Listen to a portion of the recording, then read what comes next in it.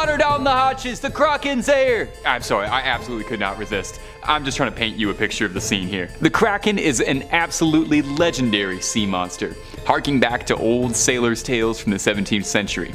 It started as an old Nordic legend and was said to haunt the waters from Norway through Iceland. But as its legend grew, stories of the Kraken would be passed throughout the world, carrying on from sea to shining sea. It's widely theorized that the legend of the Kraken began with sightings of the colossal squid, a creature almost as mythical as the Kraken itself. An old fisherman's tale, it's depicted as a colossal cephalopod, capable of crushing a fully stacked galleon with its tentacles and bringing it down to the ocean floor. If the tentacles and its heaving beak aren't enough, it also creates whirlpools around it, as it drags your doomed ship down with it all the way down to Davy Jones's locker. The Kraken probably has one of the best PR agents in the sea monster community, being the subject of stories, songs for centuries, finding its way into numerous movies, a career-making role in Clash of the Titans, a very strong supporting role in the Pirates of the Caribbean franchise really helped elevate it to stardom, even finding its way into a bunch of video games over the years, serving as a boss for players in God of War, Sea of Thieves,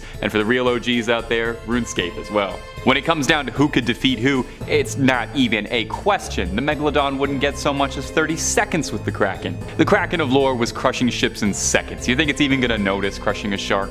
Number 4, the Loch Ness Monster. Now, the Loch Ness Monster is probably the most famous sea creature of all time, and probably one of the most famous Scottish things of all time, alongside William Wallace, kilts, and haggis. It's also one of the world's oldest recurring cryptid stories, with the first reports of Nessie going all the way back to the year 565. And since then, Nessie has delighted cryptozoologists the world over, becoming a cultural icon for Scotland and the Loch Ness as a whole. There's been several concentrated efforts to really find the Loch Ness Monster over the years, and while nothing has ever officially shown up on a sonar or radar, that has never stopped the stream of sightings and photos of the Loch's gentle giant. Nessie seems pretty benevolent. There's never been a story or an allegation of the Loch Ness Monster eating or hurting anyone, usually just sticking its cute little head out of the water for a quick little blurry candid to be discussed and analyzed for years. Let's talk serious for a second here. In the ring, squaring up in a 1v1, I've absolutely got Nessie over the Megalodon, easy. That long neck is gonna wrap around the Meg, get that thing lassoed. You know, the Meg is big, sure. But the Loch Ness Monster clearly has some stealth capabilities. I mean, it's been eluding capture for the better part of 1500 years, so I've got to imagine that Nessie's got to know some pretty good tricks for hiding. But more so than anything, Nessie's got the people of Scotland riding for them. You're not just messing with a sea creature Megalodon, you're messing with a beloved cultural icon. It would be like going to war against raccoons in Toronto. The people just won't stand for it. And number 3, the big fin squid. Of the genus Magnapinidae family, the big fin squid, or as I like to call it, this ocean alien with shoulders, belongs to a group of rarely seen cephalopods with a distinctive morphology, meaning they're really weird and rare. Magnapini meaning big fin, of course. The first record of us catching and looking at this family comes from a specimen talismani caught off the Azores in 1907. This was our first look at this bizarre fish, but due to the damaged nature of the find, little information could be extracted and was classified just as a squid. The problem is when you pull these things out of its atmosphere, it just looks like a piece of wet crinoline dress all of a sudden. Don't get the whole terrifying effect, you know? In 1956, a similar squid was caught in the South Atlantic, but during the 80s, 2 specimens were found in the Atlantic, then 3 more were found in the Pacific, and eventually the creatures found a place amongst the books as its own species, entering the family Magnapinidae. Squids. Okay, so it's not actually a squid, but loosely related. Like a third cousin of maybe alien origin. This thing looks like it crashed here on an asteroid, I'm just gonna say it, doesn't it? Like there's only 12 of these. Not many. The arms and tentacles are the same length. The appendages are also huge and held perpendicular to the body, creating the appearance of a illusion of arms and elbows, giving its trademark alien figure. Most remarkable is the length of the elastic tentacles, which has been estimated around 20 to 30 times its mass and length. Deep sea video evidence puts the total length of the largest specimens at 10 meters long. Yeah, that's 2 trucks. Close-ups of the body and head show us that the fins are extremely large, being proportionately nearly as big as those of a big fin squid. Hence, the comparison. While they do appear similar, no specimens or samples of the adults have been taken out of the water yet, leaving their exact identity, bodily functions, and internal organs a mystery. Awesome. Yes, more mysteries under the water. Alright, I only had really bad night terrors already. Let's just add this in there. Yeah, I'd take a shark swimming with a brain at me rather than this alien thing swimming up to me and just staring at me, trying to understand me for about an hour. Terrifying. Number 2, the gulper eel. Eurypharynx pelicanoides. The pelican eel, or what I just said, is basically a deep sea eel. Like deep sea. If you've seen the Ridley Scott's Alien film franchise or the Predator universe, you'll know that this thing looks exactly like that. Yeah, am I wrong? But instead of like 8 feet tall, it's only 3 feet tall. Yeah, still terrifying. The pelican eel has been described by many synonyms, yet nobody has been able to demonstrate that more than one species of pelican eel exists. Riding solo, huh? That's creepy. One of a kind of deal. It's also commonly known as the gulper eel, or umbrella mouth gulper eel, due to its terrifying size and function of its mouth. The mouth and jaws resemble a pelican's gulp, hence the name. The morphology of the pelican eel can be difficult to describe because they're so fragile and oddly shaped that they become damaged when they're pulled out of the deep sea's immense pressure. We can't just swim all the way down there and take pictures, you know? The pelican eel's most notable feature, its mouth, which is much larger than its body, like 5 times the size. The mouth is loosely hinged and can be opened wide enough to swallow a fish 3 times its size. This thing has like a lower mandible of a python, just like unhinging it before dinner. The lower jaw is hinged at the base of the head with no body mass behind it, making the head look abysmally huge. It's basically a swimming mouth with a spine, tail, and I think a brain? Yeah, we don't really know yet. With dot-sized eyes, yeah. It usually is always moving too, rarely stationary. It hunts in some sort of folded state. The pelican eel's mouth has the capability to change to an inflated shape when hunting, giving the mouth its notably massive appearance. Dude, the mouth unfolds like the James Webb telescope. Like 100 working parts. Technically, it's like a geometric shape unfolding as a mouth, followed by stretching, like a cootie catcher. Remember those? This thing eats like a cootie catcher. When the pelican eel is in pursuit of its prey, it slowly starts unfolding itself. Imagine this thing's trucking behind you, unhinging its jaw, slowly the closer it gets. The head and jaw structure unfold and spread horizontally, not vertically. Okay, that's scarier all of a sudden. The unspreading event, or as I like to call it, lunch, is followed by the inflation of the mouth from the stretchable skin of the head, which it feeds on prey. Then, water's expelled via the gills. Okay, so it's basically a large strainer, and after it eats, it blows itself out, releases all the water back into the water. Just wrings itself out. Come on, this thing is horrifying. Thank gosh it only eats crustaceans and creepy little crawlies on the bottom seafloor. And number 1, the phantom jellyfish. Stygiomedusa gigantea. I love that word. Commonly known as the giant phantom jellyfish, is a part of the monotypic genus of deep sea jellyfish. Stygiomedusa. With only around 110 sightings in 110 years, it's a jellyfish that is rarely seen. Well, I guess like once a year. I don't know, I'm not really good at math. Believed to be widespread throughout the world, it thrives in all oceans and seas, with the exception of the Arctic Ocean. Yeah, a little too cold for it. The Monterey Bay Aquarium remotely operated underwater vehicles have only sighted the beast 27 times in 27 years. Dude, what's with all the matching numbers? Is this CIA run? A study conducted by the Journal of the Marine Biological Association of the UK revealed info regarding the species and had this to say. The Gigantea is thought to be one of the largest invertebrate predators on this planet. One more time please. The largest predator. It is commonly found in the ocean's midnight zone, reaching depths of about 7,000 meters. Deepest human free dive is about 300 meters. Okay. Yeah, we're good. Unless you have a wide lung span. The largest predators in the deep sea, the giant phantom jellyfish's typical prey consists of plankton and small fish. The S. gigantea tends to be dominant in locations with a low productivity system, meaning it deters other predators of fish, like it likes it quiet. A shy eater, I'd say. However, when this thing is hungry, it battles squids, eels, and even whales. Okay, never mind. Just when I thought this thing was really cute, it fights off whales for food. The first specimen, weighing in at 100 pounds, was collected in 1899, but it wasn't recognized as its own species until 1959. Imagine this thing chasing you and catching you, tangling you in like 100 feet of netting tentacles so it can just eat you slowly. Does this thing have a consciousness? Like, you can kind of tell if a shark is swimming near or close to you or what it's kind of feeling. This thing just slowly, softly swimming towards you before it ingests you? Way scarier. Like, I'm convinced these landed here. The oceans are way scarier than things on land. We haven't even started to uncover the whole ecosystem yet. Number 5 on this list is the whalefish.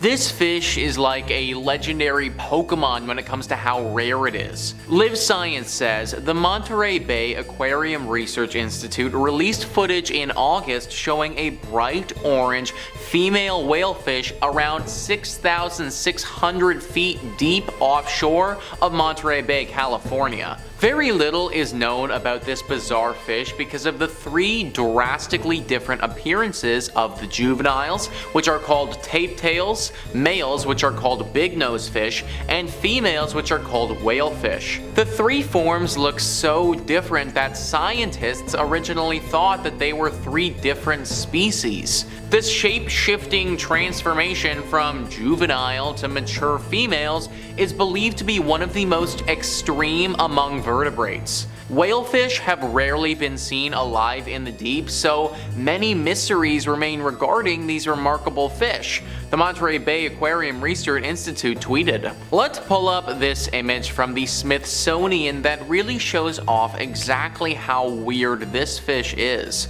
So here we have the 3 fish, and you can see exactly how different they all are.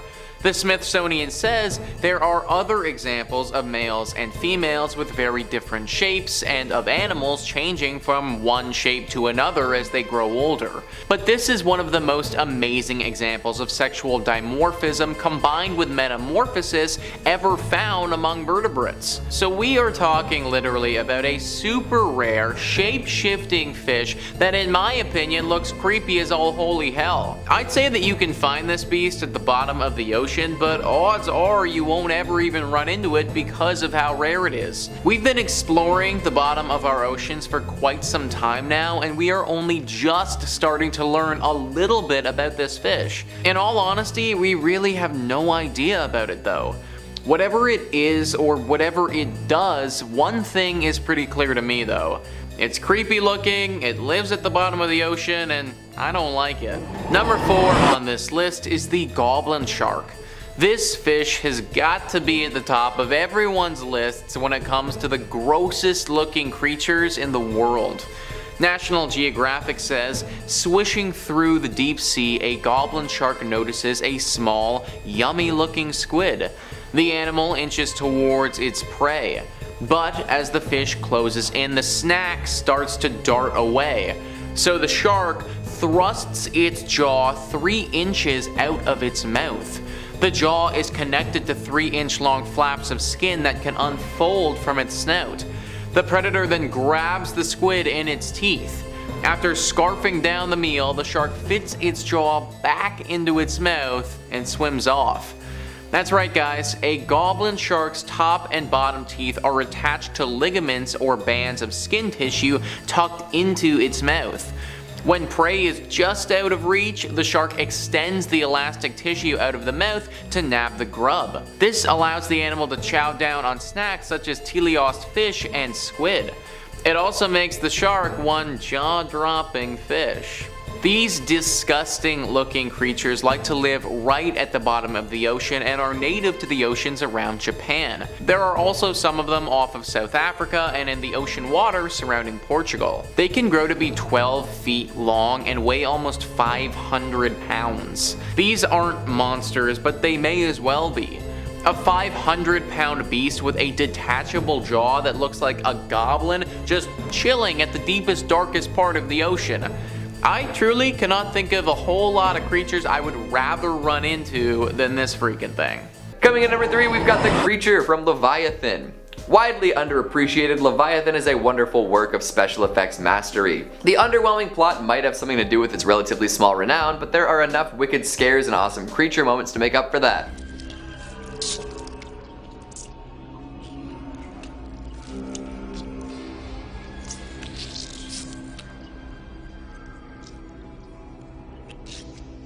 The movie got a lot of flack when it was released for being really similar to Alien and The Thing, but who the hell considers that a bad thing? Moving on, let's talk about the creature itself. After an underwater mining crew comes across a scuttled Russian ship, Leviathan, things start to go sideways. After 2 of the crew succumb to extremely strange circumstances, it becomes apparent that the Russian crew from the Leviathan had some weird stuff done to them. Something about mutagens and tainted vodka for sure, but soon enough the underwater mining crew starts seeing these strange effects. Whatever was in that booze is now out and about assimilating crew members. You'd think liquor was safe, but this isn't Grabbers. It starts small, but manages to remain terrifying and fascinating throughout every possible iteration. The transformation this creature goes through are incredible. Like, it's a shame more folks don't watch this movie just for the practical effects. There's a slimy lamprey version that eats its way inside a man and then becomes a terrible tentacle beast. It manages to spread even further, infecting more folks with even more eye-popping mutations. Eventually we have a full-blown flesh and blood alien monster thrashing around in the underwater station. It even manages to pop up to the surface and attempt to drown the folks who escaped. They just don't make them like this anymore. Coming in number 2, we've got Dagon from Dagon. The classic monster from the deep. Originating from the Lovecraftian canon, Dagon is a deity who rules over the deep ones. The folks of Innsmouth worship him, people outside the town fear him, and of course he makes a terrifying appearance in a Stuart Gordon Lovecraft adaptation. I wish I never see.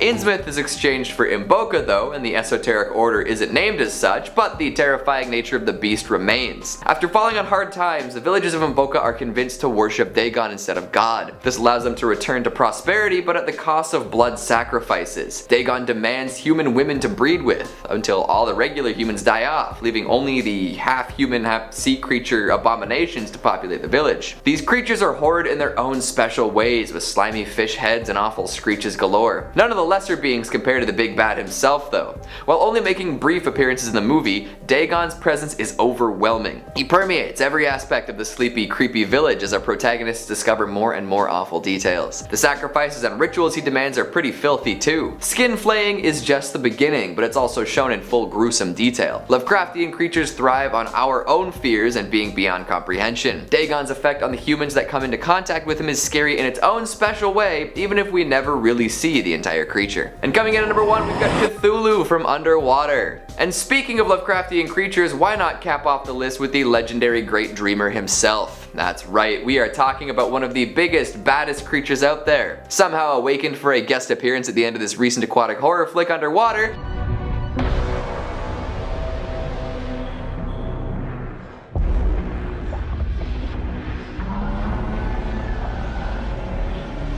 the Great Old One is truly magnificent. For most of the movie, the audience doesn't even know it's Cthulhu. It's a secret Lovecraft story, says director William Eubanks, and some folks don't quite pick up on that fact. But still, it's Cthulhu in all of his ghastly glory. An underwater drilling facility is badly damaged following a wicked earthquake at the bottom of the Marianas Trench. First of all, what are you doing down there? It's not worth it. Things only get worse from there, with strange creatures dragging folks into the murky depths on top of the inherent water pressure threat. The little beasts take all sorts of forms, from unrecognizable masses to vaguely humanoid shapes. But of course, the most terrifying monster of all is the enormous tentacled Great One, Cthulhu. He's the one who's been spawning all the smaller monsters, and he's pretty pissed that there are humans near his abode. Running into something so mind-bendingly horrible so deep underwater is a nightmare no matter how you look at it. And the worst part is, after everything happens, the mining and drilling efforts look like they're ready to expand. Who knows what they'll wake up next. Coming in at 5, Umabozu. Umabozu is a paranormal phenomena or yokai from Japanese folklore. Little is known of the origin of Umbozu, but it is a sea spirit and as such has multiple sightings throughout Japan. Typically, Umbozu appears to sailors on calm seas, which quickly turns tumultuous, either breaks the ship on emergence or demands a bucket or barrel from the sailors and proceeds to drown them. The only safe way to escape an Umbozu is to give it a bottomless barrel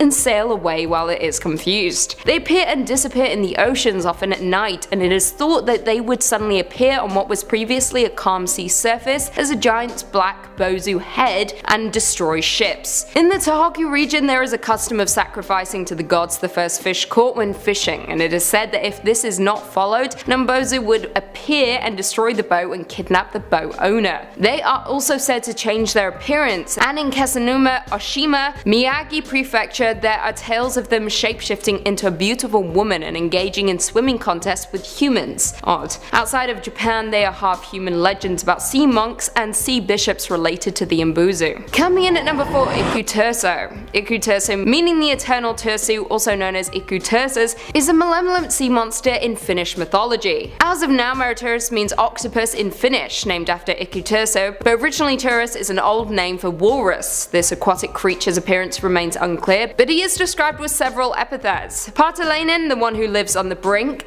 or alternatively, the bearded one. Tuonenhaka, the ox of Tuoni death. Tutapa, thousand head. Tuhatsavi, thousand horned. It was also sometimes said that he lived in Pohjola, but that could also be because Pohjola was believed to be home of all evil. In some cases, Ikuturso is mentioned as the father of diseases, with Leviathan, the blind daughter of Tuoni, the god of death. In the world of Lovecraft, the Ikuturso was a great old one who ruled over the area of Finland until he, alongside the other old ones, was sung into the swamps by Finnish sages and poets, who had learned these abilities from the Sami people. Around the 1930s, author Mats W. Cornelius, who was a correspondent of H.P. Lovecraft, wrote stories in which he compared Ikuturso with the great old one Cthulhu. The creature is mentioned several times in the Finnish national epic. Kalevala, I quote, "From the ocean rose a giant mighty Tursa, tall and hairy, pressed compactly all the grasses that the maidens had been raking. When a fire within them kindles and the flame shot up to heaven, till the windows burned to ashes, only ashes now remaining.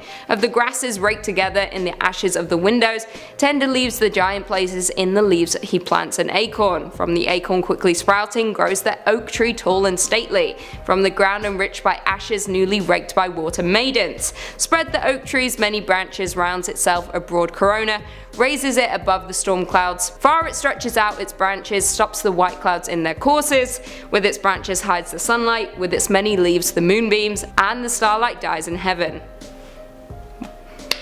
Coming at number 3, we've got the bioluminescent creature from Sea Fever. Our first 2 movies reveled in the bombastic, so let's slow it down for a second. Sea Fever is slow and suffocating in its application of aquatic terror. It really takes its time getting under your skin, but boy, when the fear strikes, it strikes big. It's one of those movies where you're never quite sure if what you think is happening is actually happening, but plenty of clues keep the tension high. Siobhan, a reclusive scientist, finds herself on an Irish fishing trawler heading out to sea. The captain steers the ship towards an exclusion zone, knowing that there are plenty of fish out there even if it's off limits. He doesn't tell the rest of the crew though, leaving them to assume that their big catch was just lucky and outside of the exclusion zone. The exclusion zone was erected for good reason though, as the folks aboard soon find out. During their journey, something stops their boat. Goopy, slimy breaches appear in the hull, and whatever's causing them continues to hold the boat in place. Thinking it's a shoal or something similar, Siobhan hops off the side to do a research dive and discovers the culprit: glowing tentacles originating from a gigantic organism way down below.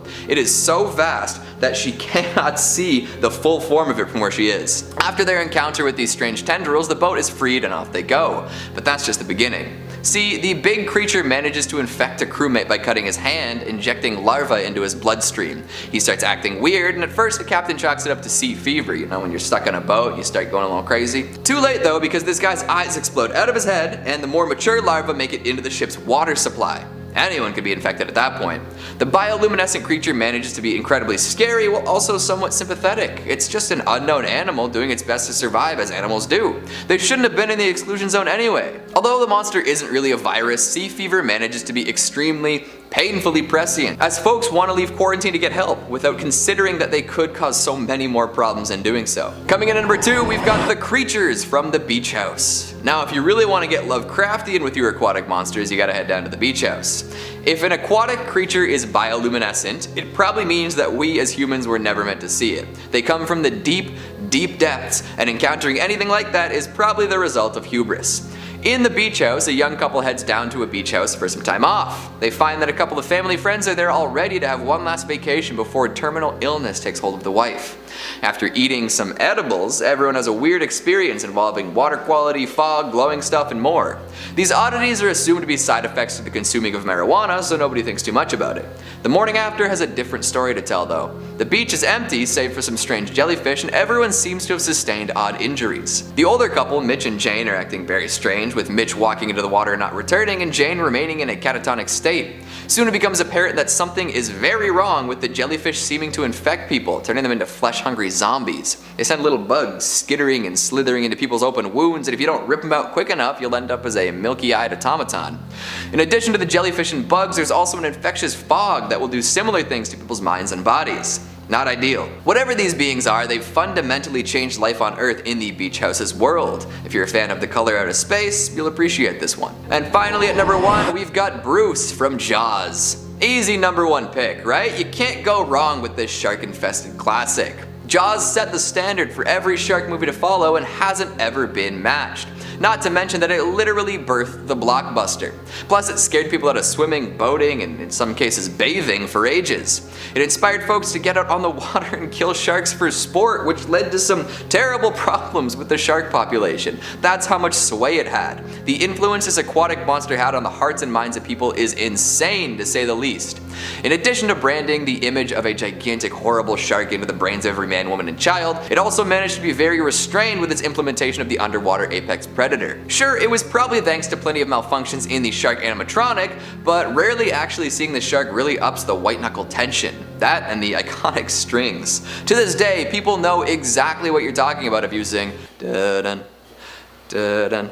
Dun, dun, dun, dun, dun, dun. People who haven't seen Jaws know that that means a shark is coming. Phenomenal stuff. Plus, Jaws stays socially relevant. Consider the implications of closing down the beach and therefore business on Amity Island versus what's happening as a result of this pandemic. It might seem like I'm reaching, but the comparison stands. Jaws will never get stale. Good thing winter's coming, that'll keep you away from the water for a little while. No swimming means no shark attacks, right? Or unknown glowing monster attacks, or piranha attacks. You get what I'm trying to say. Number 5, the frilled shark. Chlamydoslacus angeneus and Chlamydoslacus africana, or better known as the frilled shark and the frilled South African shark, are the two extinct species of shark that swam our oceans. Thank gosh. Well, actually, still kinda do.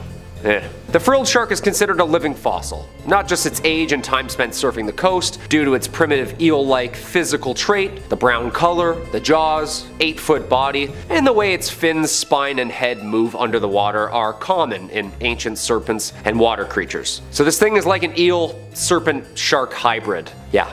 Little jarring, commonly referred to simply as the frilled shark because of its 6 pairs of gill slits at its throat. It swims amongst the Atlantic and the Pacific Oceans, usually in deep, dark, murky waters of the outer continental shelf and upper continental slope. These deep dive sharks usually live and sleep near the ocean floor. Okay, that's a good sign, of course. They live on a diet of cephalopods, smaller sharks, and even swim to the surface at night to feed what's floating atop on the surface. When hunting, the frilled shark moves like an eel, bending and slithering to swallow prey with its long and flexible jaws, which are equipped with 300 rows of recurved, needle-like teeth. So am I just gonna like snorkel into one of these things any day now? Well, good thing is they're really hard to find. Like, really hard. Usually caught by accident in commercial fishing nets, usually at depths anywhere between 50 and 1,000 meters. So unless you're free diving at night, you should be okay. Yeah, they like it deep and dark. I'd say these things are already scarier than the Meg. It's like a shark but an eel-snake hybrid with a shark head and shark-size teeth. That sounds a bit scarier. Well, I mean the Meg preferred warmer, shallower waters, so maybe this one's a tie. I don't know who's snorkeling 2 miles deep, but it's certainly not me, okay? In my opinion, I'd take a large great white over this dinosaur-looking thing slithering after me any day. Number 4, the fang-toothed fish. Ah yes, the Anoplogaster cornuta, or commonly known as the fang-tooth. I wonder why. Though they spend most of their time in the deep, common fangtooths are known to migrate towards the surface at night. Sorry, the fangtooths are known to migrate towards the surface at night. That is the scariest sentence I've ever said. Dude, these are way scarier than this giant ancient shark. Like, all the scariest things come out at night, you notice that? And root canals, but they're usually done during the day. The word Megalodon is Greek words meaning giant tooth. I'd take big teeth over this thing chasing me around any day. Thankfully though, this guy is only about 1 foot in length. Okay, that's not so bad. The fish has a mouth that are full of long snake teeth, perfect for hanging onto its prey as they shake. The lockable jaws ensure that, although thrashing may occur, the fangtooth's teeth are locked clamps that effortlessly swim with dinner in its mouth, just getting dragged deeper and deeper down, wiggling and can't move, trying to run for their lives. Well, swim for their lives. And fish of any size. I'm sorry? Yep. Any size. Common fangtooths have been recorded at depths of about 5,000 meters, so whatever lives down there, it's game on. Look at this thing. I was scared of sunfish and seaweed brushing up against my legs. This thing swimming by me, this thing? It looks like a night terror in itself, stalking their preferred prey of crustaceans and, of course, other fishes the same size. Common fangtooths are more active than many other deep-sea fish and seek out food for meal and sport rather than being purely ambush predators eating when they're hungry. That's terrifying. Packing up for the long winter, huh? Their huge mouth and very long teeth ensure that they are able to attack prey and actually hold on while they relocate them to a deeper, darker spot where they can kind of take their time on the meal. I've swam with sharks. In my opinion, this thing's way scarier. Like, eating small critters running around the ocean floor, sure, but also imagine eating something the same size of itself with teeth? No problem? Slowly devouring it, bite by bite? Yeah, that's way scarier. Come on. Just reattaching itself every bite? Taking you along for the free ride? Yeah, that's horrifying. Coming in at number 3, SCP-3934. 3934 is a species of amphibious reptiles produced via anomalous means by Marshall, Carter and Dark LLP. Essentially, this SCP is the Loch Ness Monster. Kinda. Instances of 3934, classified as Plesiosaurus pygmaeus, grow to only just over half the size of other plesiosaurs, with adult males average 1.9 meters in length and adult females averaging 1.7 meters. These specimens are omnivorous and subsist on a diet of fish and aquatic flora. Now, 3934 were originally created in the early 20th century by MC&D with the intent to sell instances as exotic pets or aquarium denizens. MC&D capitalized on the legend's popularity to sell specimens to numerous wealthy individuals of noble or industrial background in both Europe and the United States. Between 1935 and present, an estimated 1,200 to 1,400 SCP-3934 instances have been created and sold. They are said to be highly social animals, both with members of their own species and with humans. Now, although they are generally friendly, abandoned instances of 3934 often react with uncharacteristic violence towards humans and other mammals. As of right now, a pod of 59 SCP-3934 instances is currently contained within Site 220's Parazoology Reserve. Coming in at 2, SCP-2846. SCP-2846 is a massive aquatic octopoid entity, currently estimated to be at least 955 to 990 meters in length. It collectively refers to a set of phenomenon occurring within the Gulf Atlantic region of the Atlantic Ocean. This entity is known to appear from deep water during storms within the Gulf Atlantic region and attack civilian vessels, specifically cruise liners or merchant ships. Now, 2846A's attacks are sporadic and often occur quickly and without prior warning. Foundation assets in the region have utilized United States Navy deep-sea radar wells to more accurately detect the appearance of SCP-2846A, though this has only provided on average an additional 5 minutes of preparation. Now, SCP-2846B is a large seafaring vessel that appears during A's appearance events. This vessel, which appears to be Pennsylvania-class super dreadnought battleship, also appears from deep water before surfacing at the location of an SCP-2846A appearance event. A is believed to be an entity that has existed for potentially thousands of years, although information confirming this is scarce. Mobile Task Force Tau QQ on board the SCP's Nikolai are to maintain a perimeter around active 2846 activation areas. In the event of an SCP-2846A appearance event, MTF-T11 is to utilize the Kensington Berrymen high-power transmitting device to communicate with SCP-2846B, and then to maintain contact with B throughout the engagement. And finally coming in at number 1, SCP-1451. 1451 is a set of metal statues, 26 in total, which are individually referred to as SCP-1451 1 through 26, which all appear to be of children with heights ranging from 1.32 meters to 1.43 meters. 1451 can be in 3 distinct states of motion, referred to as Class 1 to 3 scenarios. During a Class 1 scenario, no movement is detected affected. This state is the most ideal for containment. During both Class 1 and Class 2 scenarios, SCP-1451 are standing in a circle, each one grasping the hands of the statues adjacent to them and facing outwards. During a Class 2 scenario, 1451 will animate slightly, shifting themselves with the apparent goal of counterclockwise locomotion. The hands on SCP-1451 will also raise and lower slightly during these moments. Bubbles can also be seen emanating from the mouths as well. Now this state must be closely monitored as it can very quickly transition into Class 3 scenario. When a solid object with a mass greater than 40 g enters the center of the circle, 1451 will animate and attempt to destroy said object. This is Class 3. 1451 has shown remarkable strength and agility in the past, though the extent of these qualities has not been found. As of right now, 1451 is contained in Area 15 and is surrounded by a sphere of wire mesh to ensure that no large objects can enter the containment, aka humans who could potentially meet their end. Access is denied to all persons attempting to enter regardless of rank. Coming in at number 5, we've got Grabbers from Grabbers.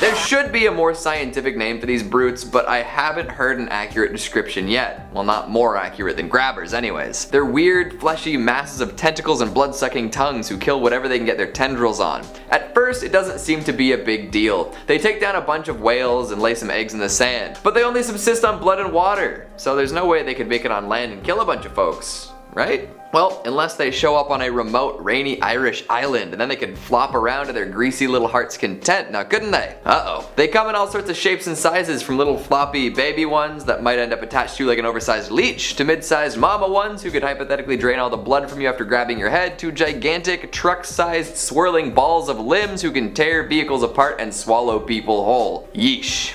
And they're rolling out of the water? That's bad news. The one saving grace is that they're so purely dependent on blood and water that alcohol can really mess them up. Feeding them booze straight up is a bit of a challenge though, considering they're extremely aggressive predators, but there's a workaround. If your blood alcohol level is high enough, they won't want to drink it. And if they do, they'll get knocked the fuck out. Classic. I always knew drinking in excess would save my life someday. These rules don't apply to other horror movies, unfortunately. Drink too much, you probably get stabbed. Oh, and the big ones can definitely still kill you even if you're plastered. Yeah, they might just slap you to Kingdom Come with one of their many tree-sized tentacles. Maybe postpone the Irish vacation until all the beaches are cleared of eggs, eh? Hey, if you're liking this video so far, make sure to give it a big thumbs up. It really helps us with the algorithm. Let's keep it moving. Coming in at number 4, we've got Becky and Harry from Creepshow. Can you hold your breath for a long time? Because if not, you'd better get to training. Because if you ever run into a ruthless rich man, or if you ever become one, you might find yourself neck deep in sand and watching the tide come in. If you can hold your breath, if you can hold your breath.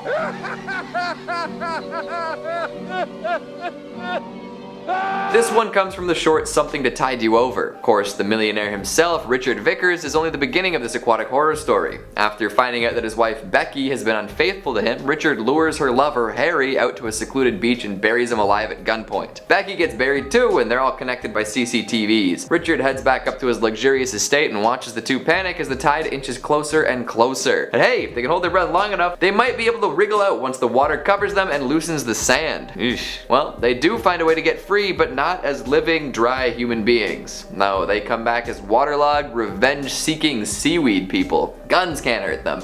Punches can't hurt them. They can't be stopped, and they stink of seawater and rotten fish. Becky and Harry, together forever, rotting and sloshing. Yuck. They do indeed get their revenge too. They bury old Richard neck deep in sand, letting him experience the same fate they did. But remember, if he can hold his breath for a really long time, maybe he'll find a way out. Or maybe, just maybe, he'll end up waterlogged and revenge-fueled too. Such classic horror themes here, eh? You reap what you sow, you can't get away with everything. Coming in at number 3, we've got SCP-1569. Anyone here ever been punched by a shrimp?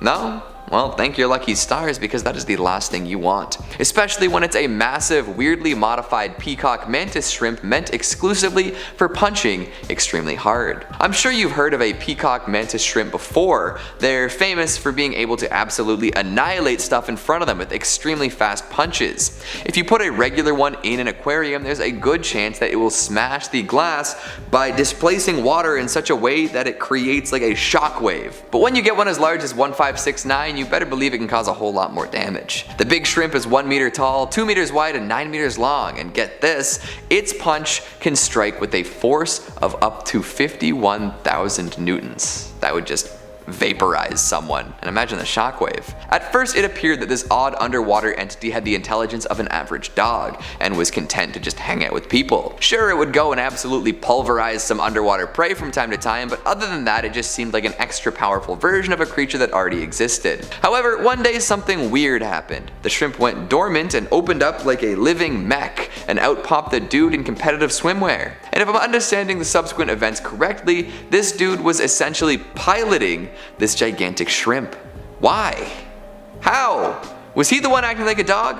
We may never know. But there is a special insignia on both the shrimp suit and the man inside, and it seems that there are some other strange connecting threads. Coming in at number 2, we've got SCP-2770. No good deed goes unpunished, am I right? And this is especially true when you're out on the high seas and come across what appears to be a stranded man on an inflatable life raft. Most folks would head right over to help the poor castaway, right? But did any of them stop and think about why he might be out there in the first place? Oh boy. 2770 is a strange phenomenon where vessels spot what appear to be a poor unfortunate soul floating along on a yellow dinghy. It will appear and attempt to flag down manned vessels nearby, seemingly looking for rescue. If the vessel it targets does indeed come over to pick him up, it will initiate what's known as a boarding event. This is when an anomalous submarine will surface nearby and open its hatch.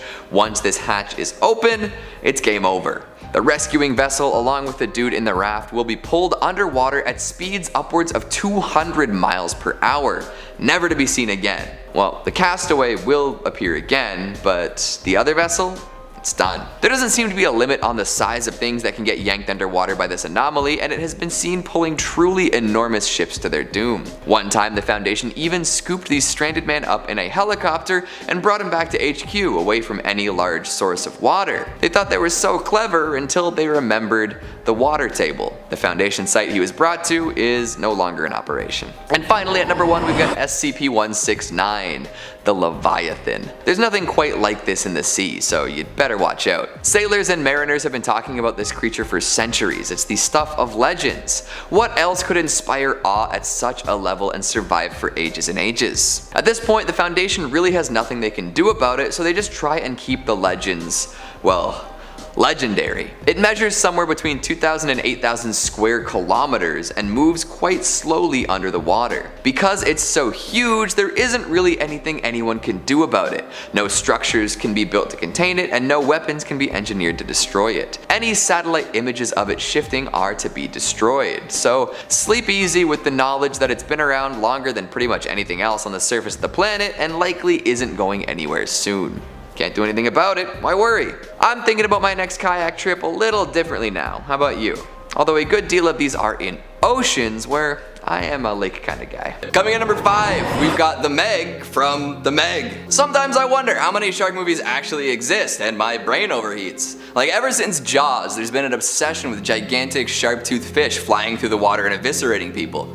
Sometimes they jump way out of the water, other times they manage to sneakily chew a limb or two off a swimmer. Hell, there's even been instances of them finding their way into a tornado or two. But the most recent big shark flick took the idea and supersized it, like quite literally too. While it might not be a horror movie by strict standards, it definitely delivers on the terrifying aquatic monster. This movie is all about a team of scientists who come across a whopping 75-foot-long Megalodon shark. That is the titular Meg. Could you imagine ever seeing a predator that was 75 feet long, especially in the dark, murky depths of the ocean? Well, here's the thing. 75 feet is just the beginning. Spoilers for anyone who's really invested in this shark movie that came out 2 years ago. So after all sorts of crazy underwater antics, the crew manages to snag the Meg. They caught the thought to be extinct mega shark. Rejoice! But hold on. It's way too early for the shark to be done so. We're only like an hour into the movie. Well, if you thought there had to be more, you'd be right. While celebrating their catch, the crew witnesses something truly awe-inspiring. Another, bigger Megalodon shark speeds its way onto the scene and eats the first one. After instilling a sense of awe in the audience early on with the original giant shark, they decide to blow those expectations out of the water with an even more enormous aquatic monster. Just awesome. Say what you will about the movie as a whole, there is nothing cool than a giant shark getting devoured by an even gianter shark. Coming at number 4, we've got piranhas from Piranha 3D. For another journey into the land of absurdly sized fish, let's take a look at Piranha 3D. This is B-movie schlock at its peak. An earthquake opens up a chasm at the bottom of a lake, releasing thousands of ancient carnivorous fish just in time for spring break. And they are hungry. They've been surviving via cannibalism for the 2 million years they've been assumed to be extinct, and they are ready for some fresh meat. Fresh human meat. These things are vicious. They tear people apart in seconds, leaving goofy little bloody skeletons behind. It's a sight to behold for sure. I guess spending millions of years in an underground cavern void of light full of the remains of the brethren you just consumed makes you aggressive or something. Isn't that the backstory of the monsters in The Descent? I'm getting off track here. Most movies use the anticipation of the monster to really sell the scares, but not Piranha 3D. These things go full tilt from the very beginning. They rise from the bottom of the lake and don't stop eating until the very end. And really at the very end they're still eating. Sure, the kills start small, but they grow by orders of magnitude.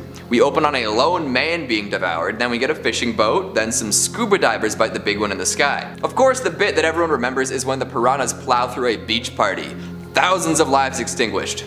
Just like that. Whirlpools of piranhas tear people apart with seemingly zero effort, followed by fish jumping out of the water to get at all the landlubbers. And the best part? Piranha did the bigger, badder thing before the Meg.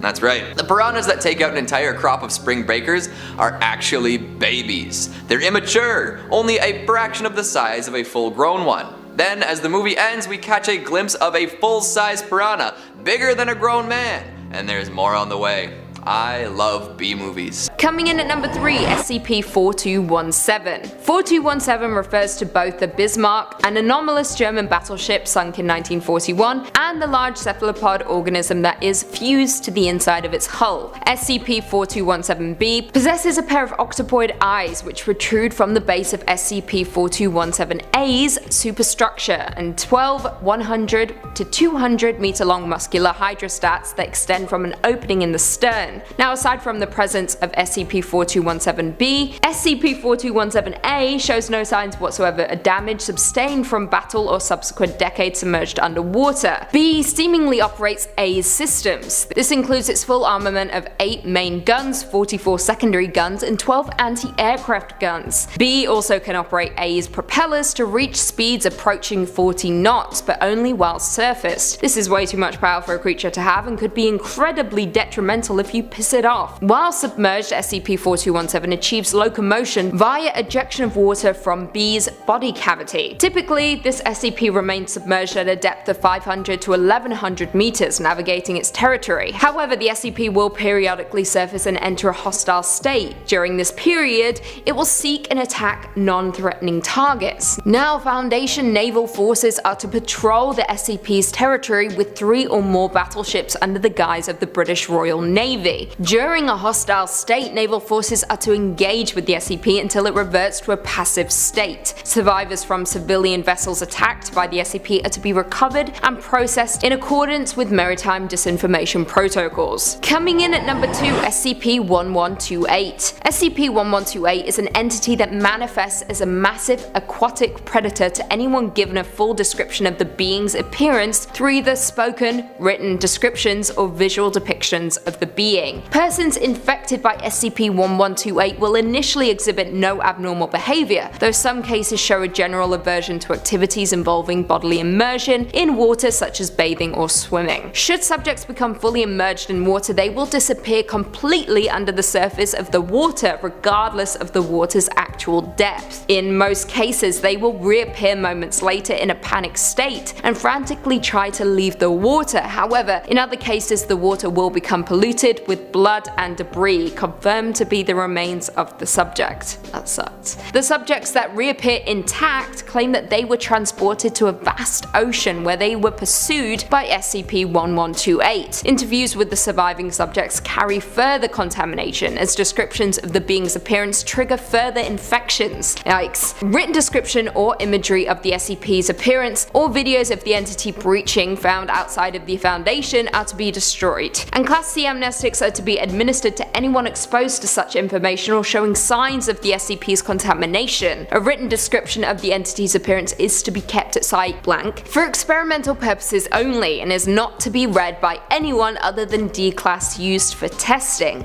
If exposed, staff are to report immediately for administration of Class C amnestics. And finally, coming in at number 1, SCP-3000. SCP-3000 is a massive aquatic serpentine entity strongly resembling a giant moray eel. The exact length of 3000 is impossible to determine, however it is believed to be somewhere around 600 and 900 kilometers, with the head of SCP-3000 measuring roughly 2.5 meters in diameter, and sections of the body proper being around 10 meters in diameter. Yeah, horrifying. Now 3000 is typically a sedentary creature, only moving its head in response to certain stimuli or during feeding. The majority of its body is located around the Ganges fan and rarely moves at all. SCP-3000 is carnivorous and despite its sedentary nature is capable of moving quickly to dispatch prey, aka us if we were ever to encounter it. Despite its size, it is believed that SCP-3000 does not require sustenance to maintain its biological functions, aka it kills for the hell of it. When 3000 consumes prey, a thin layer of viscous, dark grey substance classified as Y909 is excreted from its skin, with the end result of its digestive processes currently unknown. In some historical records, Dr. Eugene Getz reports on SCP-3000, I quote, "The unease was felt throughout the entire crew as we descended on that first night. Whether this was due to our uncertainty at what we would discover or something more sinister, I would not speculate. At around 0940 hours, we first observed the head of the entity. The unease was palpable now. Several other crew members complained of feeling hazy and of being uncertain what they were supposed to be doing. When we were within 50 meters, the entity turned slowly to look at us. Even now, as I recall watching this thing coil around in the darkness, I can still hear Williams barking like a mad dog in the rear of the vessel, screaming and flailing, shouting about how he could see it in his head. Frightening stuff. The area containing SCP-3000, currently a region of the Bay of Bengal, roughly 300 kilometers in diameter, is to be routinely patrolled by Foundation naval vessels. Under no circumstances are civilians allowed to attempt deep-sea exploration or diving efforts in the quarantined area. Individuals believed to have contacted SCP-3000 are to be contained, quarantined, and processed at Site-151. Sadly, there is currently no known cure for exposure to 3000. As such, affected individuals should be contained and quarantined for further evaluation. Awful. Coming in at number 5, Cthulhu. Cthulhu is a great old one of great power that lies in a depth-like slumber beneath the Pacific Ocean in his sunken city of R'lyeh. To quote H.P. Lovecraft himself, "That is not dead which can eternal lie, and with strange eons even death may die." The most detailed description of this hulking cosmic monster comes to us from the Call of Cthulhu, as well as statues of the creature constructed by an artist after a series of baleful dreams, is to have, I quote, "yielded simultaneous pictures of an octopus, a dragon, and a human caricature. A pulpy, tentacled head surmounted a grotesque and scaly body with rudimentary wings." In the Call of Cthulhu, H.P. Lovecraft states that Cthulhu represents a monster of vaguely anthropoid outline, but with an octopus-like head whose face was a mass of feelers, a scaly rubbery looking body, prodigious claws on hind and fore feet, and long narrow wings behind. Castro, a Cthulhu cultist, reports that the Great Old Ones are telepathic and knew all that was occurring in the universe. They were able to communicate with the first humans by molding their dreams, thus establishing the Cthulhu cult. But after R'lyeh had sunk beneath the waves, I quote, "The deep waters, full of one primal mystery through which not even thought can pass, had cut off the spectral intercourse." To quote H.P. Lovecraft's work at the Mountain of Madness, "With the upheaval of new land in the South Pacific, tremendous events began. Another race, a land race of beings shaped like octopi and properly corresponding to the fabulous pre hungry human spawn of Cthulhu soon began filtering down from cosmic infinity and precipitated a monstrous war which for time drove the Old Ones wholly back to the sea. Later peace was made and the new lands were given to the Cthulhu spawn whilst the Old Ones held the sea and the other lands. The Antarctic remained the centre of the Old Ones' civilization, and all the discoverable cities built there by the Cthulhu spawn were blotted out. Then suddenly the lands of the Pacific sank again, taking with them the frightful stone city of R'lyeh and all the cosmic octopi, so that the Old Ones were once again supreme on the planet. A lot to consume, I know, and perhaps I'm slightly cheating with Cthulhu considering he is a land monster swallowed into the seas, but I did it and I'm glad. Don't fight me on this. You will lose. Coming in at number 4, Chuul. Chuul are cosmic monsters that hail from the world of Dungeons and Dragons. The Chuul can breathe air and water and can sense magic within 120 feet of it at will. I quote, "I fought a Chuul once. My sword bounced right off its carapace. It still has that sword, and the arm I swung it with." They were large lobster-like aberrations with hatred for surface-dwelling humanoids. The many tentacles that surrounded their mouths were capable of causing paralysis with a single touch, thus leaving their unfortunate victim at the mercy of the Chuul's powerful claws. Amphibious by nature, the Chuuls were actually not great swimmers at the beginning, preferring to engage in combat either on land or very shallow water. They would often wait by a shoreline, while submerged or partially submerged in murky water, until it heard a suitable prey item either within or without the water that it could perform a surprise attack upon. They were incredibly strong combatants, choosing to fight by grabbing and piercing their target with their enormous claws. Much like a number of other deadly cosmic monsters, Chuuls had psychic abilities. However, it was unusual for a young Chuul to have access to such powers. Instead, they would gradually become able to exude psychic static as they aged. Older and larger creatures were able to emit a psychic moan that weakened resistance to psychic attacks, and use a psychic lure to draw victims towards it. That's a lot of psychics. All in all, these dudes were deadly and were not to be messed with, and also they're just downright terrifying to look at. Number 3. Umabozu, translating to sea priest, is a yokai appearing in Japanese folklore. It's depicted as a large, shadowy figure looming out of the water, appearing to sailors, breaking the ship as it rises, and demanding a bucket from whatever unlucky sailor happens to cross its path. Maybe it's got a leak in the roof. There's some differing opinions onto what the origin of the Umabozu is, as there's no specific origin to its legacy or one tale we can point towards. But it's generally agreed that the origin is that they are the spirits of priests who were thrown into the ocean by villagers for one reason or another, and because these priests have had nowhere to lay their bodies to rest, their spirits inhabit the ocean and take the form of a dark specter, haunting and taking retribution on unfortunate souls in the waters.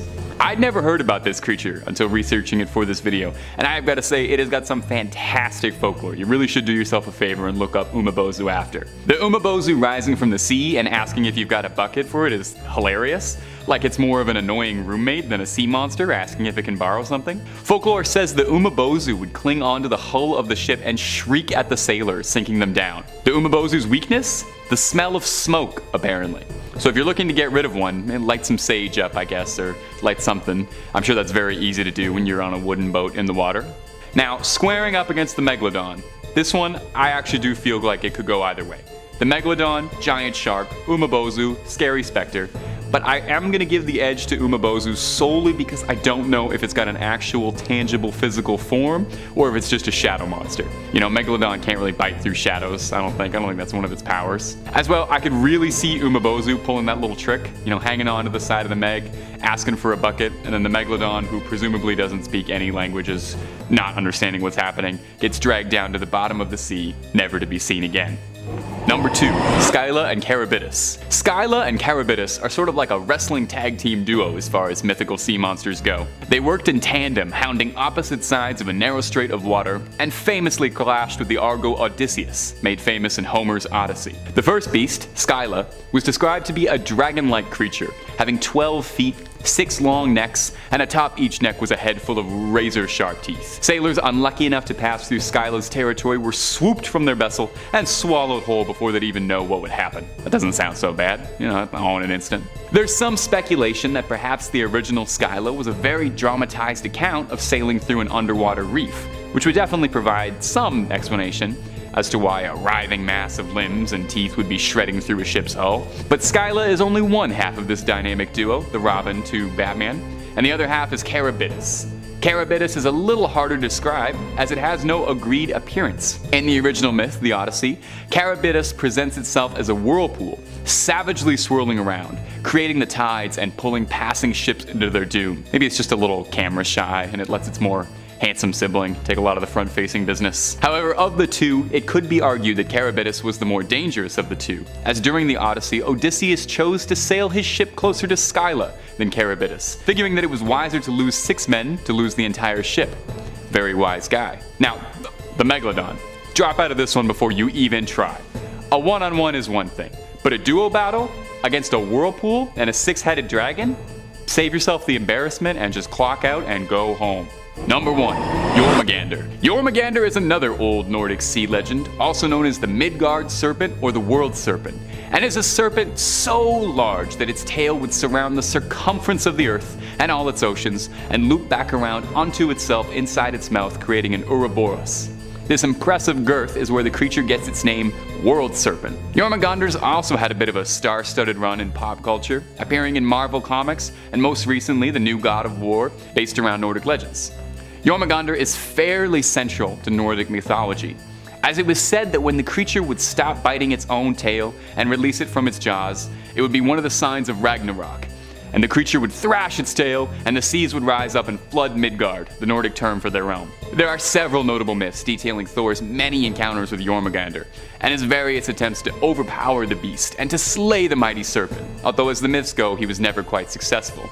Good for me, because I actually don't think I would do too great in Ragnarok. I'm really not much of a fighter, and I don't think I would do well wrestling any Vikings. It's said that when Ragnarok occurs, Thor will slay the mighty serpent, only to find himself defeated by poison from the creature himself. All of this to say is that as far as sea monsters go, there could not possibly be anyone more powerful in lore than Jormungandr. All this beast has to do to initiate the end of the world is to take its tail out of its mouth. The Megalodon wouldn't be able to challenge this thing. It would literally be over before it began. The Jormungandr opens its mouth to start the duel, and that's it. It's done. Not only is the Megalodon done, but everything's done. Seas flooding, fires raining down from the heavens.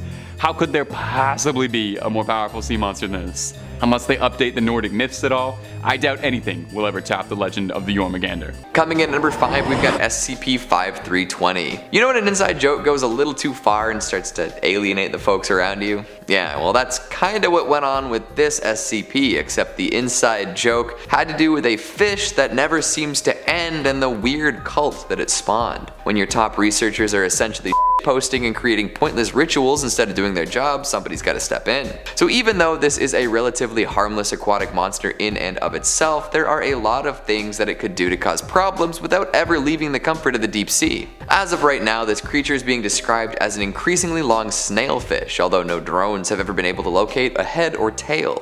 It's just all middle. The longer you look at it though, the worse things get. I'm talking about developing new obsessions and being more superstitious than ever. All because of an extra long fish, or as the folks associated with the Church of the Fish that just goes on forever like to call it, our merciful and long lord, or its glorious infinitude, hail its everlasting fish body. Additional side effects of viewing SCP-5320 include a heightened awareness of the passage of time, increased interest in ceiling tile number, and increased use of the phrase long boy in casual conversation, even when referring to things that are neither long nor a boy. Personnel monitoring SCP-5320 have reported feeling an unusual amount of excitement upon seeing one of SCP-5320's occasionally visible fins, as well as a compulsion to loudly cheer. This odd behavior concerning those who are all for the fish raised some red flags with the higher ups of the Foundation. They launched an investigation to see if anything info-hazardous was actually going on, and the results are inconclusive at best. It seems that all this can be explained away by saying folks tend to get involved with silly superstitions and inside jokes, especially when they're working on something boring for an extended period of time. But it could also be that the fish is info-hazardous and drawing more people under its influence by convincing anyone who looks at it that it's all just goofery. I'd keep a close eye on anyone involved with the Long Lord himself, and even those only tangentially related to it. Coming in at number 4, we've got SCP-1836. Be careful while roaming the seas, you never know what you could run into. And hell, there are a lot of things out there that have been around a lot longer than us and probably have more claim to the stuff that lives in the ocean.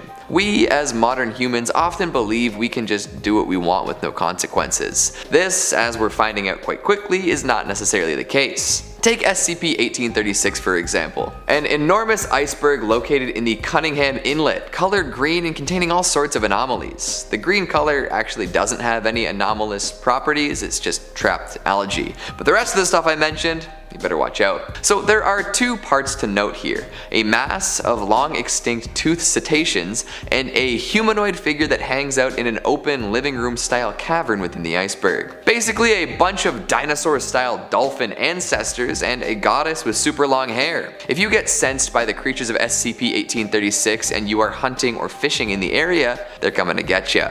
The iceberg will accelerate towards the creature being hunted, and said creature will somehow know to head towards the iceberg. When they get close enough to each other, the iceberg will get between the hunter and the hunted. At this point, all of these cetaceans will emerge from the berg and attack the hunting vessel. If nothing was killed by the time the iceberg arrives, the ship will simply be sunk. However, if the hunters were successful in taking down some prey, these ancient creatures will not be so generous. They'll snag anyone on board and pull them underwater, bringing them to caverns in the underside of the iceberg. Nobody who has suffered this fate has ever been heard from again. There's a lot more lore to this one concerning gods, haircuts, and shamans, but I'll leave that to you to explore. For now, we'll leave it at a magical moving iceberg full of ancient creatures that will sink any ship that threatens local wildlife. I'd say that's a pretty sweet SCP. Number 3 on this list is the proboscis worm. I don't care what anyone says, this has to be a monster. Just based on literally how freaking gross it is, it needs to be qualified as a monster. This species is also known as ribbon worms, and there are actually a ton of ribbon worms in the world. The ones I'm talking about reside deep at the bottom of the ocean. These ones usually grow to be bigger than the other ones in the world. The Smithsonian Magazine says the largest species of ribbon worm is the bootlace worm, which can be found writhing among rocks in the waters of the North Sea. Not only is it the largest nemertean, but it may also be the longest animal on the planet. Uncertainty remains because these stretchy worms are difficult to accurately measure, but they have been found at lengths of over 30 meters and are believed to even grow as long as 60 meters longer than the blue whale. Despite their length, they are less than an inch around. Now, these creatures don't have any natural predators, and let me tell you why. Because they look disgusting. Like, let me ask you guys, would you want to eat that? I would straight up need to be starving, and there would literally need to be nothing edible left on the planet other than this thing before I decide to take a bite. It literally looks like a large intestine that just slithers across the bottom of the ocean. Shockingly enough, this is a real thing though, and you can find it chilling in deep waters. Number 2 on this list is zombie worms. We aren't quite done with the worm talk yet, guys, because now we have got to look at zombie worms. Zombies are a pretty terrifying monster, so are these just like them? The Smithsonian says zombie worms don't crave brains, instead they seek bones. The 1 to 3 inch Osedax worms were first discovered in the bones of a rotting gray whale on the deep sea floor, nearly 10,000 feet deep in 2002. Since then, more Osedax species have been discovered. There are 26 according to the World Register of Marine Species. Zombie worms don't eat mineral bones directly, instead they digest fats within the bone. However, their style of eating is quite different from ours because they don't have a mouth or a stomach. They secrete an acid from their skin that dissolves bone, freeing up the fat and protein trapped inside. Then, symbiotic bacteria living in the worm's body digests the fat and protein. How Osedax acquire nutrients from the bacteria isn't known. They may simply digest the bacteria, or nutrients are somehow transferred to the worm. They hold on to whatever bones they can find by drilling in with roots which contain the symbiotic bacteria. Zombie worms can retract these plumes into the body when they are disturbed. If all this isn't strange enough, the only worms doing any drilling are female. The microscopic males live inside their bodies. One study counted 111 males inside just one female zombie worm. This eliminates the pesky step of having to search for a mate because the eggs and sperm are right next to each other. Then the worms can disperse many fertilized eggs far and wide, hoping that they land near some recently fallen bones. Needless to say, but these are some weird freaking creatures. No wonder we've nicknamed them zombie worms. They're about as monstrous as you could possibly get. Not to mention, but they feast on the bodies and bones of the dead, similarly to what zombies would want to be doing. Number 1 on this list is the Sloane's viperfish. As with most things on this list, we have a thoroughly disgusting looking creature. This thing is just as dangerous as it is disgusting though. The Twilight Zone says, like many of the inhabitants of the deep sea, Sloane's viperfish sport light-producing organs called photophores along its body. These flashing blue, green, or yellow lights might attract tasty snacks, but they're most useful for masking the fish's silhouette from predators below. They're also useful for grabbing a meal. When prey comes near, the viperfish drops a glowing light on its dorsal fin ray like a fishing lure in front of its mouth and snap! A muscular jaw filled with clear, sharp teeth comes crashing down like a guillotine. Lucky for the viperfish, its first vertebrae has evolved to act as a shock absorber for that powerful bite. This is the deep sea version of a piranha, except way more deadly. If you were getting attacked by piranhas, there would likely need to be multiple of them to attack you to actually win. I could totally see a world though where you lose one-on-one versus this thing though. Its teeth would literally dig so deep in your body. Even at the thickest part of your body, this thing has the potential to go all the way through if it bites you well enough. Thank goodness it's swimming thousands of meters below us and we don't need to worry about it popping up on our next snorkeling adventure. Coming in at number 5, SCP-054-FR. 054-FR is a phenomenon occurring in some waves off the western coasts as well as some eastern coasts. It is characterized by the physical transformation of effective waves to resemble the jaws of a great white shark. This SCP is capable of remaining unnoticed until it is almost too late to act. It is capable of forming on waves at least 4 meters tall, but the maximum height of which it can reach is unknown. Effective waves are capable of rolling at 3 times the speed of non-effective waves if a non-aquatic animal of a human being is situated between SCP-054 and the closest coast. Appearances of this SCP are growing considerably if the previously evoked individuals are situated at a distance of at least 250 meters from the coast, whether they are swimmers, divers, or aquatic vehicles of moderate size, with the most common victims having been surfers. Injuries caused by SCP-054 are similar to that which could be accomplished by a great white shark, but with the pressure being directly proportional to the height of the effective wave. Injuries in 68% of cases occur during the collapse of the wave over the victim. Reported injuries have been as simple as a removed limb to total disappearance of the victim. The only method of avoiding injury is to dive under the wave before impact. An exclusion zone has been established around all shorelines where an occurrence of SCP-054-FR have been observed. Only personnel with a clearance level of 3 or higher may enter the containment zones, and only for experimental purposes. Access is forbidden to any and all civilians under the pretext of conducting research on a population of marine animals. Sneaky stuff, this is why I don't go in the ocean, ever. There's something lurking. Coming in at number 4, SCP-3389. SCP-3389 is a man-made lake located in the northeastern United States near the town of blank, Pennsylvania. Any human being entering SCP-3389 will, after a variable amount of time, not exceeding 10 minutes, be pulled beneath the surface of the water regardless of the depth at which they were standing. A few minutes after being submerged, a statue of the subject's exact likeness will rise from the water in their place. These statues are unremarkable beyond their anomalous origin, consisting of a synthetic resin and concrete mixture and giving color by standard household latex paint. Upon discovery by the Foundation, there were at least 47 of these statues scattered around the lake, all in various states of decay. 13 currently remain, including that of a Dr.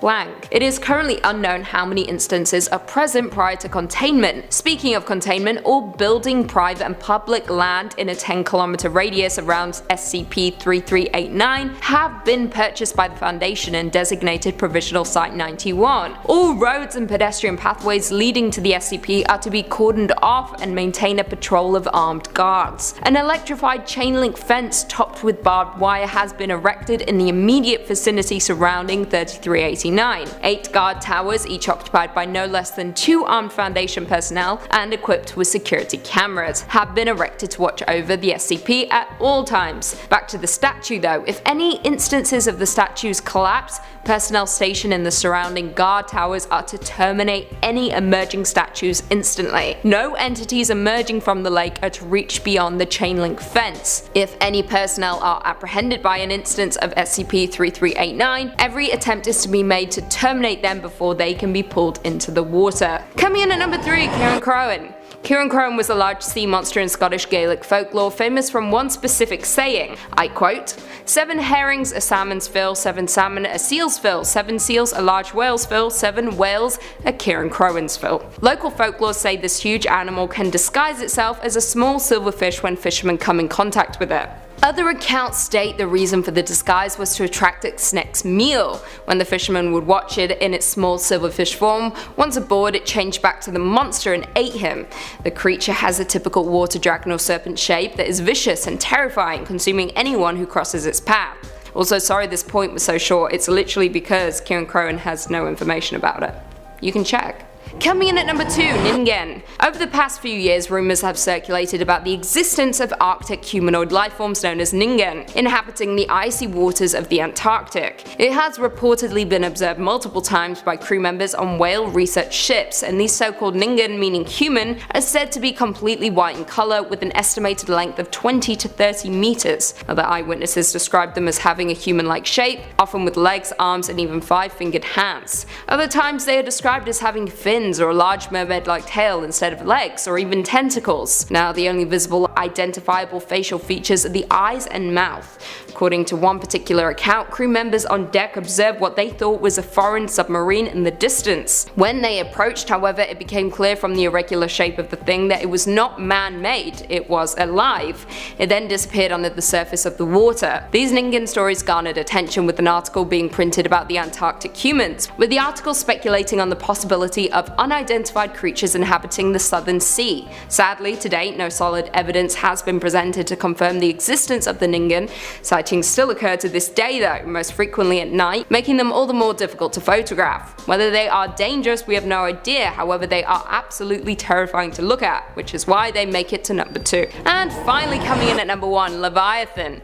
The Leviathan is a sea serpent monster of immense size from Jewish belief, referenced in the Hebrew Bible and the Book of Job, Psalms and the Book of Isaiah, and the Book of Amos. The Leviathan of the Middle Ages was used as an image of Satan, endangering both God's creatures by attempting to eat them and God's creation by threatening it with upheaval in the waters of chaos. St. Thomas Aquinas described the Leviathan as the demon of envy, first in punishing the corresponding sinners. It is also classified as one of the 7 princes of hell, corresponding to the 7 deadly sins. In Judaism, sources describe the Leviathan as a dragon who lives over the sources of the deep, and who, along with the male land monster Behemoth, will be served up to the righteous at the end of time. I quote, "The sea monsters, the great fish in the sea, and in the words of the Agada, this refers to the Leviathan and its mate, for he created them male and female, and he slew the female and salted her away for the righteous in the future. For if they would propagate, the world could not exist because of them." According to sources, the body of the Leviathan, especially his eyes, possesses great illuminating power. This was the opinion of Rabbi Eliezer, who in the course of the voyage in company with Rabbi Joshua, explained to the latter, when frightened by the sudden appearance of a brilliant light, that it probably proceeded from the eyes of the Leviathan. In modern usage, however, the term Leviathan has come to refer to anything, specifically any sea monster, and from the early 17th century has also been used to refer to overwhelmingly powerful people or things, including Moby Dick. Coming in at number 5, SCP-3700. 3700 is the designation for a circular area in the North Sea with a diameter of 800 kilometers, encompassing the archipelagos of Faroe. I hope I'm saying that correctly.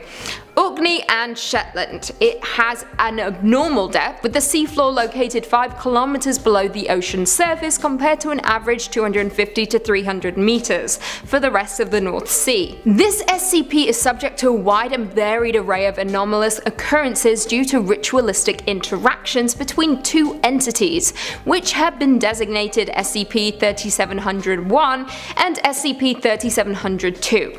Effects of SCP-3700 are entirely dependent on which entity successfully subdues the other during each ritual. All rituals, with the exception of 2 consistent dates, take place at random periods of time. SCP-3701 and 2 always interact on dates corresponding with the spring and fall equinox of the given year. Now, the specific interactions between 1 and 2 consist of prolonged struggle where each entity will attempt to temporarily kill or subdue the other. Interactions on equinox dates are usually short and can occur in random locations, with the victor of the previous interactions quickly dispatching the other entity. Now here's where things get really interesting. Successful defeat of one entity by the other induces a number of different geological and meteorological changes within the 800 kilometer zone. When SCP-3701 subdues 2, storms and harsh weather are immediately dispelled. Reproductive rates of local oceanic and island fauna increased by a factor of 3. Erosion rates increase by a factor of 5. When SCP-3702 subdues 1, meteorological conditions become perilous. Continuous storms ranging in strength from category 1 to 5 hurricanes occur. Travel by sea is near impossible. Ocean food sources are driven from the area due to the extreme condition. Yikes, pretty rough. As of right now, Foundation Naval Task Force Delta 7 is currently assigned to patrol the area. Coming in at number 4, SCP-835. 835 appears to be a large mass of coral-like polyps weighing an unknown amount. The polyps are larger than any known coral species, growing to more than 1 meter in diameter in some cases. The central mass is roughly oval-shaped with a very large polyp at each end. This SCP is incapable of locomotion and appears to anchor itself with the large tentacles projected from the SCP-835 polyps. Now, these are also used in feeding and are coated with a sticky adhesive substance. The tentacles are also quite strong and have been shown to be capable of damaging plate steel. That's pretty scary. The coral itself is extremely hard, requiring high-powered diamond drills to collect even small samples. 835 also grows at a very accelerated rate, capable of adding 50 pounds of mass every single day. Not just that, but it is also susceptible to many chemicals, which in turn causes 835 to seal up and halt all growth for 24 hours, prompting development and use of suppression tactic AA6. It is also known to emit a large mass of liquidy material several times a day from the large polyps on each end. This appears to be made of semi-digested solids, fecal material, and semen. Absolutely disgusting. As of right now, 835 is to be monitored and checked daily for new growth. In the event 835 becomes hostile, suppression tactic AA6 is to be immediately implemented until aggressive action ceases. The containment area must be maintained in open ocean due to the highly aggressive response of 835 to confinement for any length of time. Coming in at 3, Mother Hydra. Mother Hydra is yet another cosmic monster hailing from the mind of H.P. Lovecraft. It is a creature who, alongside her consort Father Dagon, is said to rule over the race commonly referred to as the Deep Ones. There has been a debate throughout time as to whether or not Mother Hydra is a lesser Great Old One or merely a grotesquely mutated Deep One, though the latter seems more likely as she doesn't seem to show much in the way of supernatural power. That is, outside of her gigantic size and long lifespan. Mother Hydra was also one of the Wilmar Foundation's targets during Project X in March of 1980. The operation was ultimately unsuccessful, and she was able to escape the partial destruction of the Deep One city outside Innsmouth Harbour, along with Father Dagon and Cathilla. Coming in at number 2, Father Dagon, also known as Dagon, is yet another creature which appears in the H.P. Lovecraft-inspired Cthulhu mythos. Father Dagon is a horrifically looking humanoid over 50 feet tall and resembles an enormously oversized Deep One with a fish-like face, flapping gills, and a scaled, slimy hide. There is much debate over whether Dagon is a true Great Old One or simply a Deep One grown to colossal proportions, as some Deep Ones continue to grow in size over the course of their life. Along with his consort Mother Hydra and Great Cthulhu Cthulhu, Dagon is a member of the Deep One's holy trinity, the trio of beings worshipped as gods by the oceanic species. Not only that, but Cthulhu also entrusted the guardianship of his daughter Cthulhu to Dagon and Mother Hydra, and the pair are thought to hold watch over her in one of their great underwater cities somewhere in the North Atlantic. In addition to their following of Deep Ones, Dagon and Hydra are also worshipped by a cult of humans and human Deep One hybrids known as the Prehistoric Order of Dagon. Like our last number, Dagon was one of the targets of the Wilma Foundation's Project X in the early 1980s. The objective of the operation was to annihilate Father Dagon, Mother Hydra and Cthulhu, but it was unsuccessful and the three escaped safely. And finally coming in at number 1, Drowner of Hope. The Drowner of Hope is an Eldrazi, an ancient race native to the Blind Eternities that have neither physical form nor color alignment. Their nature is ceaseless hunger, so they travel between planes, devouring the mana and life energy until the plane's destruction. Though each lineage has a distinct anatomy, each one of them seems to have commonality. A proboscis is located somewhere near a joint acts as a feeding tube, attaching to a subject and draining them of life. Eldrazi proper and their infant spawns have no color alignment, and the mere presence of larger Eldrazi can cause reality to dissipate. However, Eldrazi drones born to serve the larger base species are often aligned. Now what makes this race interesting is that they are genderless, lacking apparent biological sex, and display no awareness of the concept of gender. They are also known to follow ley lines to move on a plane's surface. Now, the Drowner of Hope was specifically created for the oceans, and like I said, drains life from everything it touches. It doesn't get more terrifying than that.